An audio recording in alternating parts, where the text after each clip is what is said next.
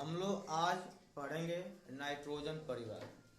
Nitrogen परिवार के अंतर्गत 5 सदस्य हैं, जिसमें नाइट्रोजन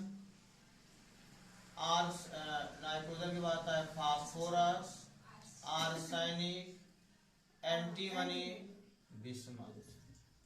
नाइट्रोजन के अंतर्गत हमें 5 परिवार को पढ़ना है। नाइट्रोजन जो होता है इसका शीर्ष नेतृत्व करता होता है, जिसको हम निकोजन्स भी कहते हैं। नाइट्रोजन प्रकृति में देखो यह मुक्त अथवा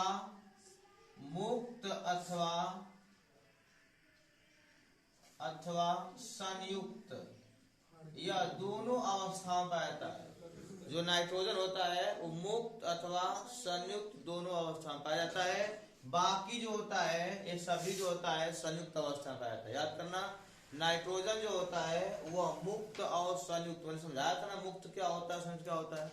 यह दोनों अवस्था में पाया जाता है, जबकि फास्फोरस, आर्सेनिक, एंटीमनी और बिस्मथ जो होता है यह मुक्त अथवा दोनों अवस्था में पाया जाता है।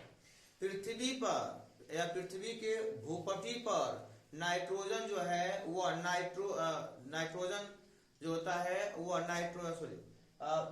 वायुमंडल में हमारे जो नाइट्रोजन जो है वह 78% पाया जाता है। इसके बाद फास्फोरस अधिक मात्रा में पाया जाता है। बाकी Sb, As और बिस्मथ जो होता है कम मात्रा में पाया जाता है। ठीक है, अधिक ध्यान दीजिए।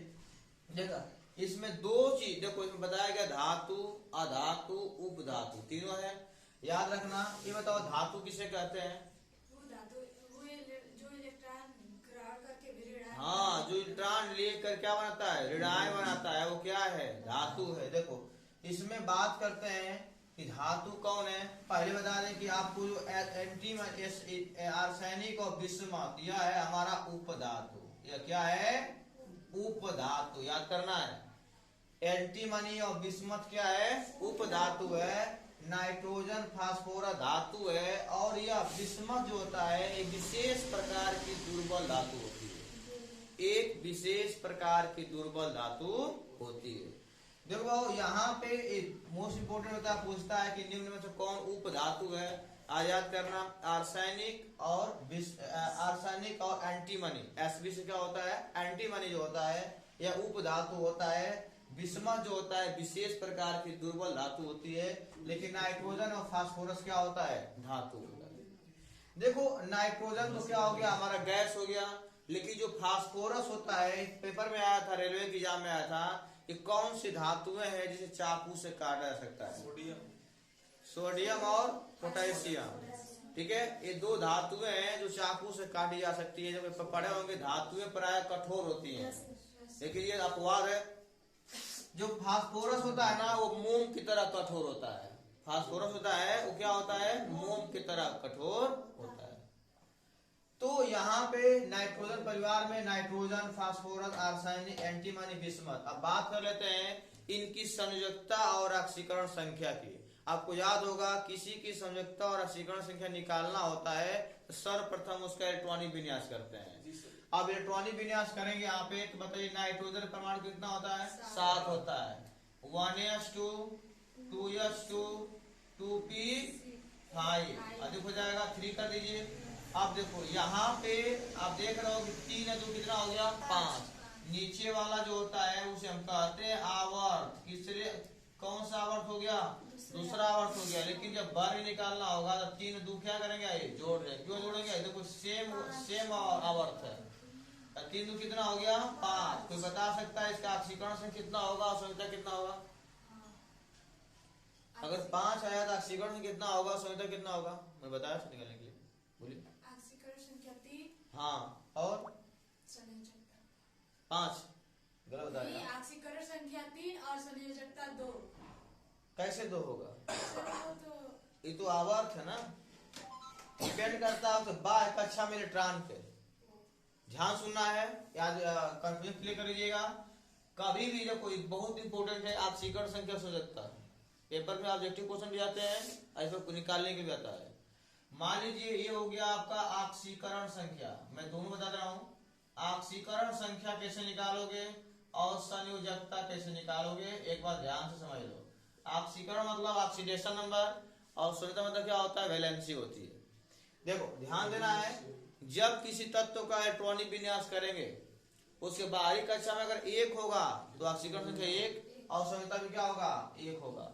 अगर 2 आएगा तो 2, 3 आएगा 3, लेकिन 4 से एबव हो जाता है, 4 से अधिक हो जाता है, इसका निकालने का सूत्र होता है कि n-8, इसका होता है 8 माइनस n, इतने ही बस डिफरेंस होता है।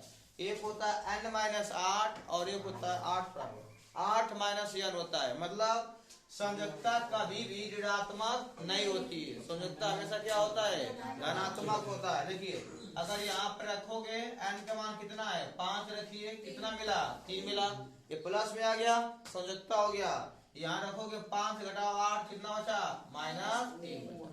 याद करना, ये नाइट्रोजन परिवार में जो भी तत्व रहता है उनकी ऑक्सीकरण संख्या -3, संयोजकता क्या होती है, प्लस में। आगे सब में संयोजकता कभी भी याद करना ऋणात्मक नहीं होती है, लेकिन ऑक्सीकरण संख्या धनात्मक ऋणात्मक दोनों होती है। आगे सब में अब इसी ध्यान देना आपको, यहाँ पे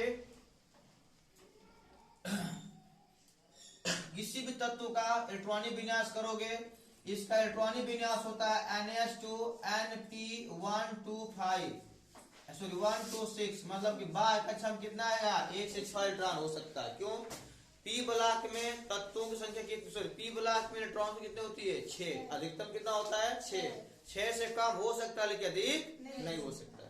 ऐसा में जितना पढ़ाया गया रिवाइज करते हैं। देखो भाव, हम लोग पढ़े नाइट्रोजन परिवार, नाइट्रोजन परिवार के अंतर्गत nitrogen, phosphorus, arsenic, antimony, bismuth, पूरा परिवार आपको याद होना चाहिए। ठीक है, इसमें नाइट्रोजन शीर्ष है, वो परिवार क्या करता है, संचालित करता है। नाइट्रोजन के परिवार को हम निकोजन परिवार कहते हैं। निकोजन जो होता है लैटिन भाषा का शब्द होता है जिसका अर्थ होता है अर्थ घुटन। क्या होता है, अर्थ घुटन उसका अर्थ होता है। पूरे हमारे वायुमंडल में नाइट्रोजन की परसेंट ज्यादा होती है, 78% पाया जाता है। उसके बाद फास्फोरस आता है और बाकी अन्य जो होता है तत्व जो होता है कम कम मात्रा में पाया जाता है। मैंने बताया कि इसमें धातु, अधातु, धातु तीनों को समाहित है।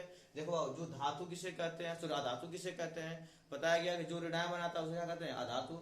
अभी बताओ कि ऋणायन बनाया कि नहीं बनाया। लास्ट में देख रहे हो कि इलेक्ट्रॉनिक विन्यास किए थे नाइट्रोजन का, नाइट्रोजन के इलेक्ट्रॉनिक विन्यास किए थे आप। देखो 1s2 2s2 2p3, तो पहला में 2, दूसरा में 5। बताओ कि इसको अष्टक पूरा करने के लिए इलेक्ट्रॉन लेना पड़ नहीं पड़ रहा है, लेगा तो क्या बनाएगा, ऋणायन। कितना बनाता ऋणायन, -3 का। ठीक है, सबसे अधिक जो है विद्युत ऋणात्मक तत्व कौन हो गया इसमें, नाइट्रोजन हो गया। समूह में, समूह हो गया, समूह तो ग्रुप में ऊपर से नीचे आने पर इसकी विद्युत ऋणात्मकता क्या होती है, घटती जाती है। यानी सबसे अधिक विद्युत ऋणात्मक तत्व कौन होता है, नाइट्रोजन होता है। ऐसे में इस तरह से हम लोग यहाँ पे इसकी गणना करते हैं, सीक्रेट का और ऐसे में। चलिए आप नोट करिए।